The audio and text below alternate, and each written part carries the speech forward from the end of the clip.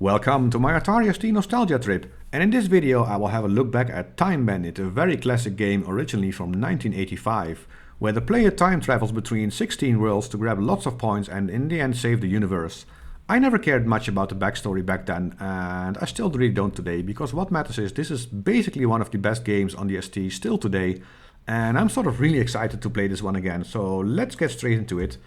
And as you can see, I am actually playing the hard drive fixed version today, which has this really nice box art at the beginning.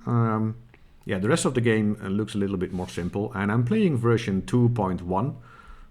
I used to play version 1.0 back in the day, because that's the only version that was available, and I'm going to go straight in and I'm going to try to disable this annoying key click. And as you can see, I entered the game into this this world where you see all these different houses and stuff, which are basically the different levels I can choose. And they are divided into areas, 5 areas of 3 worlds, and they are from different time frames. So they're like the castle from the Middle Ages, and you see something spacey and some Egyptian, and like the old bomb factory and some modern stuff, and Shadowland as a sort of Pac-Man clone. And each world contains 4 stages of 4 levels each, so you go from 1A to 4D, and most of the levels are just basically flipped and mirrored every time, and items will be placed differently in the level. There will be more or faster moving enemies to make it more difficult. In the end, it means lots and lots of gameplay, so lucky for us there's actually a save and load option in the screen, so it's a sort of arcade adventure feeling. There's also some adventure elements in it we will get through, but first I want to go to a sort of arcadey type. So I'm going to go into the bomb factory, because this is one of my favorite levels, even if it's a bit unforgiving. And as you can see, my enemies are going there, and I have to collect the key. And yeah, as you can see, when the bombs explode, actually, you see that they leave some flames, so that makes this level kind of difficult. Yeah, you get, I think, some points and extra bravery for destroying your enemies. If they touch you, you lose a life. And I have to go, yeah. If you collect one of the gems, the enemies actually freeze. And I can quickly find a way out. And here I am. And I can go straight back in. And as you can see, the way out that was below me now is above me. So the level is flipped vertically. But the key is still here. So the objects are, I think in this case, on the same position. Oh, and he hit me. And actually I am playing with unlimited lives enabled, so I don't have to worry too much about all the objects, and I can actually, because sometimes I get lucky in this game, sometimes I really struggle. But yeah, you can imagine that after, if you get to level 15 of this one, it actually gets really difficult. And I can check my status on the board, so I finished level 1B. Which, yeah, Bomb Factory is a very arcadey level, so it's lots of shooting, lots of dodging. And the next one I'm going to is, yeah, I'm not going to play the whole game, of course. I want to go to Omega Complex. Which one was that? Omega, yeah, that's that one. Okay, I just had to be sure. So I'm going to walk into Omega Complex, and you can see that this one actually looks really different. So the levels look different because they really are from different times, and you can see my way out point, but I have to find the key, which I think is somewhere over here. But Omega Complex has one of my favorites, my favorite enemies, which is these tomato-esque things, and this is swarming with enemies. I have unlimited ammo though, lucky for me. But here is a key.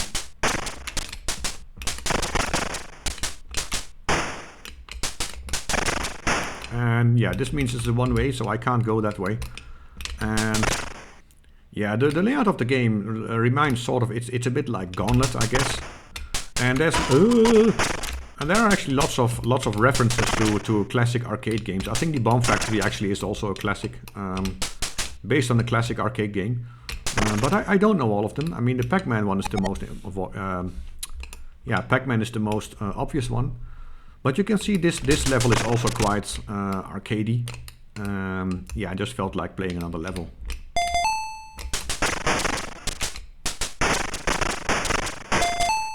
In this case, I have to go down for the key because again, the level is flipped vertically. I think if you play it again, it will be horizontally flipped.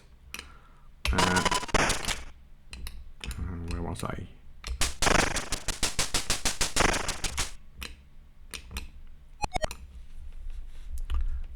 And that was a mega complex. So the next level, where did we go? I think I'm going to go into the spaceship Excalibur, because that one has some adventure bits. So here are the space-themed levels, the 3, and you see that the levels from the different worlds are sort of situated together. And this is an abandoned spaceship, and here we see some adventure part of the game. I can read this sign, and it says, yeah, as you look at the bulletin board, you sense a strange silence surrounding the ship. There are no crew members inside. You cannot hear the engines or feel the slightest breeze from the air vents. The bulletin board contains the usual daily reminders. Record all important actions on your desk log. Never transport objects into deep space. Use only simple verb-noun commands when talking to the computer, and inventory list the items you are carrying. Okay. Yeah, the only life to be is very familiar, very hostile nature. So yeah, there are enemies here. And this sign was basically, yeah, a bit of explanation of the adventure element. And I'm gonna be honest, I've never really gotten the adventure element of this game, but I can go to a desk and apparently I can type... oh, press button to continue, sorry. Yeah, it's basically, I see the desk. I'm not going to read the whole science officer's log. Okay. They was stepped into an energy field, blah, blah, blah. I'm not going to read the whole thing. But you can see that you can read. And I think every desk has its own. So this is the helmsman's log. Sorry, I keep mispronouncing that word. And you can choose a new heading, but I have no idea what I can do. And they say, yeah, whatever I put here, there's no power anyway. So, and I think there is at some desk there might be a very specific command. So here there are alien invaders. I'm going to say inf. And it says, you have your wits, so my inventory is basically nothing. But I got a response from the computer, so how about that? But yeah, there's not much of a parser. What they also said, like, you use simple verb-noun commands and don't try to do too much. It's basically their way of saying, like, we put some adventure stuff in, but it's not really complicated. I've never really gotten that part. And as you can see now, I just went, I can go down a ladder so that I can go to different floors. And here there is a teleporter, and I can also set coordinates. I have no idea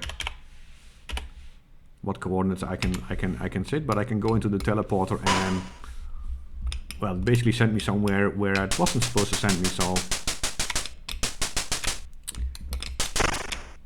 oh, leave me alone, you enemies. And here is a door, and it says, hello dear, you know I'd love to let you through, but I have my programs to follow. No one gets by without the captain's approval. You wouldn't want to get a poor circuit in hot water now, would you? Of course not. Get proper clearance to be a dear and run along. And I can get some commands, but yeah, it's... sorry, darling, that just won't work. And it doesn't really matter what I do. The answer is also, yeah, the same every time.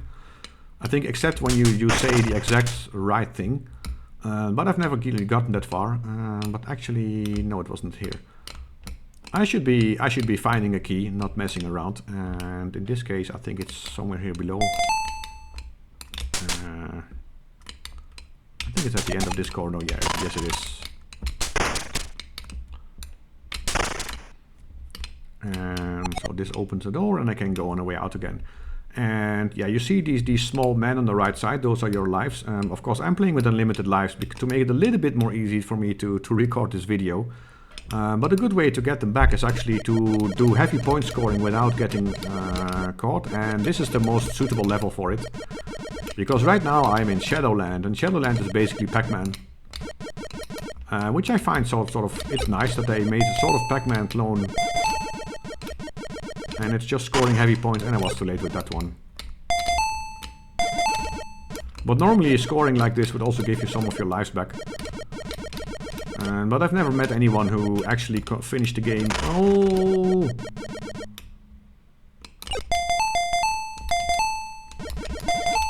Yeah. This one is good for point scoring.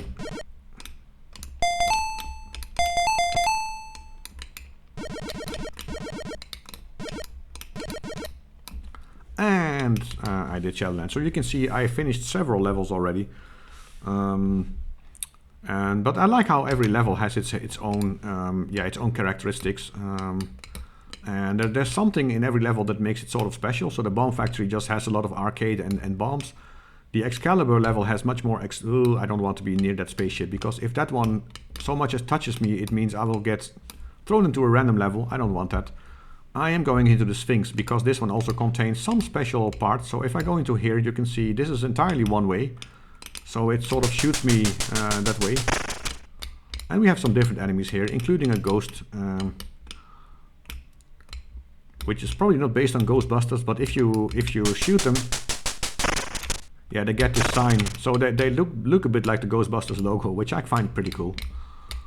But I don't think this was the place to go, actually. And this one is a bit more like a labyrinth.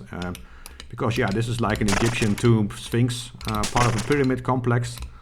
So naturally, that'd make it more puzzling to go there, go through there. And in this case, I don't think it really... oh, wait, that's not where I'm supposed to go.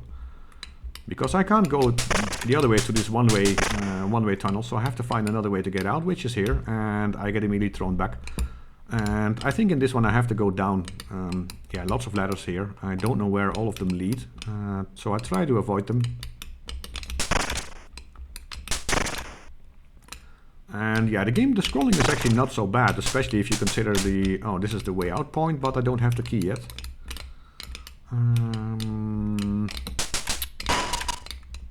Where is the key in this level? Maybe it was in one of the other one-way routes, which means I have to get back to where I came from, which was somewhere here, I guess. I came to this ladder, didn't I? I think so. I'm gonna go here. I'm not surely... Ah, yeah, I remember this. There's one of those another puzzle elements in the game. I can shoot some of these, but not all of them. So I have to figure out which ones I can shoot, actually. And I guess I can go from here or something. No. Yeah, and now I can get it. And there's also one where the key is hidden. This one has a scroll inside it. Get away from me, ghosts. I forgot where... Oh. Oh yeah, and then from here I can shoot here.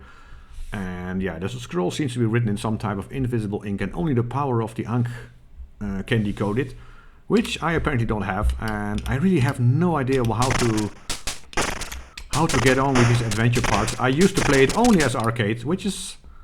I mean, if you don't treat it as arcade, it's actually funny enough. And here we have a key, so I have to find my way through these stones to get the key. And in this case, they made it easy for me, so I'm happy about that. Let's find the exit. Yeah, in this game, there is quite some action. I wish there was some background music though. I think that's the only thing from the game that's missing.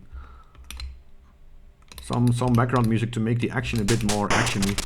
But that would probably get away of the adventure game parts. So I guess that's why they chose not to do it. But I'm out of it again. So let's see, which level shall I choose now? I'm going back to my board. I'm not going to save the game because I don't... oh yeah, let's explore a level with more adventure parts in it. And this one is really in the medieval times, which also looks a lot different. And yeah, here I can shoot eyes, and there's lots of snakes in this game. So it's a good thing Samuel L. Jackson is not here, because he would be complaining a lot. He doesn't like snakes. But you can see a young shepherd greets me. So, welcome, stranger. Do you want to talk, or are you just here on business? Let's just say yes. Basically, yeah, he asks an or question, and I can only ask yes or no. But what offer do you have to pay? I don't know, 10 cubits. That means nothing to a simple shepherd. 1,000. That means nothing to. Do you want a kiss? No. See, and I have no idea what to answer here. There's only one right answer, and if it's anything else but that, the reaction will be exactly the same. So here I can also answer no, and then he starts to tell me a whole story of Greymoon. This was once a happy land. King Quark ruled wisely and had Kelvishan kept the land pure. Then came the sorceress, pledging to help the king defeat an evil foe. Instead, she betrayed the king and trapped Kelvishan. But they say that Kelvishan escaped through no one knows where. The king will give 10,000 qubits for finding him, and the sorceress offers 25,000, but those are not the only options. And actually I see that when answering him, so let's say qubits. Let's spell qubits correctly. Does that? Nah, it doesn't work. I have no idea how to deal with this guy. So it's nice that they put the adventure part in it, but I never got it. Maybe in the manual there's some more. Oh, there's some more explanation about this, but I never found it. So let's go back to arcading again and shooting stuff. And actually I found the key already. That's nice. Because I think in this part there is a way out here, but I can't get through here. And actually there was another door. So I think this is one of the levels where right from level 1 you have to find 2 keys instead of 1. Because I can go through here. And from here, because I can only carry 1 key at once, so I have to find the second key, which in this case is not hidden very far. But I have to go from the up side again because there's all these one-way areas. Oh, whoa! Don't do that. See, this is why I'm playing with unlimited lives. Get out of here. Let's do one more level in the castle. These were kind of short, and the shepherd is still there. As you can see now again, the level is flipped. So. The shepherd is now at the bottom. And that is even a ladder to go somewhere. I don't think I need to go here yet. I guess in higher levels the keys will be hidden a bit more in a bit more difficult place than now. Now I can just go here. Come on. Oh, come on. Yeah, and as you can see, the number of enemies. This is actually a more difficult level with the number of enemies. There was a key on this side, I guess. Exactly. Let's get this one. Freeze the enemies for a bit. Yeah. And whenever you get treasure, the enemies freeze for a while, but not for very long. So don't get too confident in. Oh, don't get too confident. We're navigating to the level.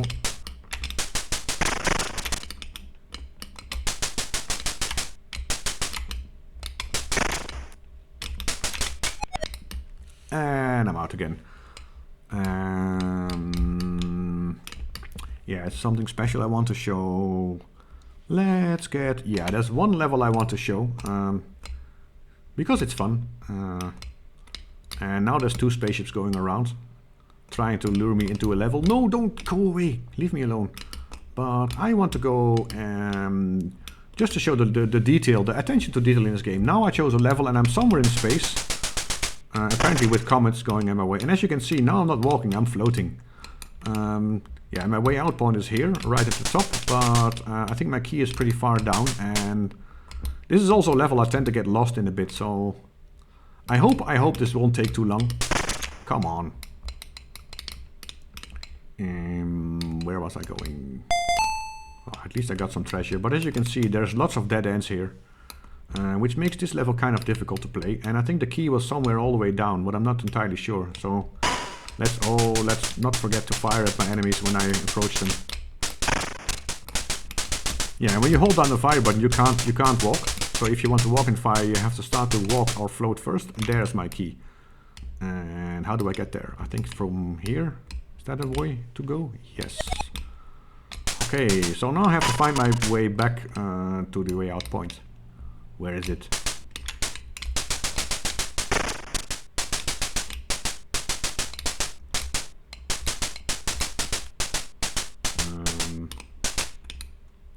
I thought the top was it here, was it? Yes, way out. And how many levels did I play in total? Oh, I can't shoot these things. They are invincible. They are not enemies to shoot. They are just spaceships that throw you into a random level. So let's see. I did 1, 2, 3, 4, 5, 6, 7, 8, 9. I did 10 levels. Yeah, out of 16 times 16. So there's still a long way to go. And I'm playing for like 18 minutes or something. 17, 18 minutes. So as you can see, you really need the save game option. This is quite a long game. And I want to play. Shall I play one more level? Let's go into Shadowland. This was my favorite level as a kid. Because also at this time, there was no proper Pac-Man clone. I mean, there was like this Titus Arcade Classics, which was a horrible version of the Pac-Man game. So the best Pac-Man clone game, or Pac-Man-like game in 1985 was actually this one. So the Shadowlands levels alone were reason enough to want to play this game for me back in the day. And yeah, it's also the least complicated, so it is a bit difficult to find your way through the labyrinth, because he tends to, if you control him, I can show you if these guys will leave me alone. No, leave me alone. Oh, come on. Yeah, if I can show it here, so if I just click the joystick once, he always goes to the next square, which also means if you release it just a little bit too late, like I'm releasing it right next to the Pac-Man, and I think now I release, but he will, if I release just a bit too late, he will go one square further, so that's a bit tricky. You have to be aware of that, and it takes some getting used to. But apart from that, I think I really like this game. Yeah, oh, now see, the spaceship got me. He threw me into some random level in this Cheops Curse, which is one of these pyramid levels, so it's also one of my least favorites. I didn't want to play this one. Because now I have to find a key and a way out in a level that I don't like. So sorry about this one. I was actually about to go into the sort of summary and end the video. But apparently, well, there's a key here, so... Oh, there's two keys here. That's kind of cool. Which means I need one key to get to the other one. Oh.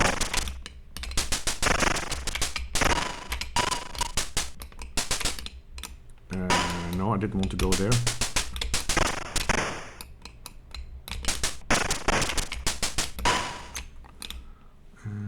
Is there a way? Oh, this is a comp. Why did it throw me in this level?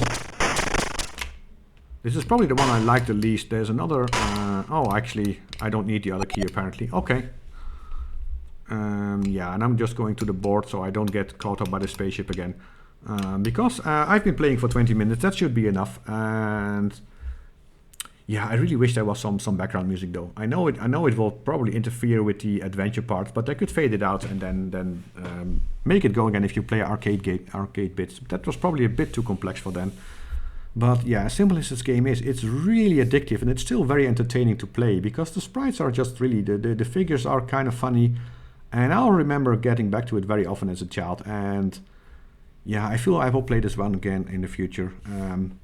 And with that promise to myself, I would like to say thank you for watching. I hope you enjoyed me struggling with this game as ever, and I really hope to see you next time.